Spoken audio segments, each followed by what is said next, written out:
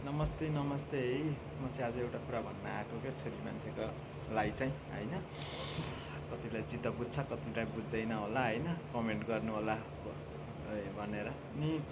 जो छोरी मान्छे माइतमा हुँदाखेरि होइन बाबुआमाले दाजुभाइले यस्तो काम गर्नु न अथवा गर्न भनेर भन्छ कि, अनि त्यो छोरी मान्छे गर्दै नगर्ने क्या, झगडा गर्ने। अनि त्यो छोरी मान्छेले कसैलाई मन पराउँछ क्या होइन, मन पराउँछ। अनि मन पराइसकेपछि ऊ नै सर्वथोक भन्छ क्या।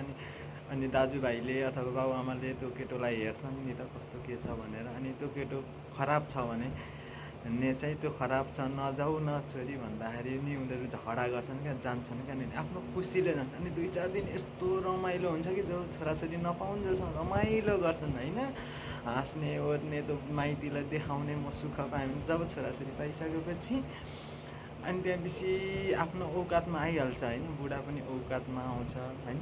अनि सबैजना नन्दा आमा जो पनि घर परिवार सबैजनाले देखिन्छ क्या बिहे गरिसकेपछि चाहिँ है। फेरि बिहे नगर्दा त देखिन, बिहे गरेर त्यो 1 वर्ष छोराछोरी भएपछि चाहिँ अनि तँ यस्तो उस्तो भनेर अनि त्यतिखेर उसलाई गाह्रो हुन्छ क्या। अनि अब हिजोको दिनमा नजान छोरी भन्दाखेरि चाहिँ जाने छोरी मान्छेहरू आफै होइन। अनि लास्टमा अनि त्यो गाउँ समाजको मान्छेहरूले चाहिँ माइतीले चाहिँ के हेरेर आएको छ, माइतीले एउटा छोरी लान पनि सक्दैन।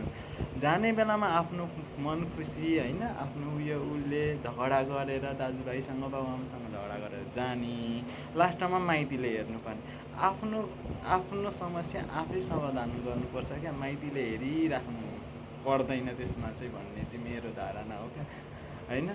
आफै जान्छन् अनि दुःख पाउँछन् अनि लास्टमा आफै अनि माइतीले हेरेन भनेर। अनि त्यस्तो अवस्थामा कसरी माइतीले हेर्ने ल भन्नु त, तपाईँहरूलाई कसैले हेर्ने हो त? त्यो अवस्थामा हेर्नुपर्छ कि पर्दैन त्यो भन्नु त ल।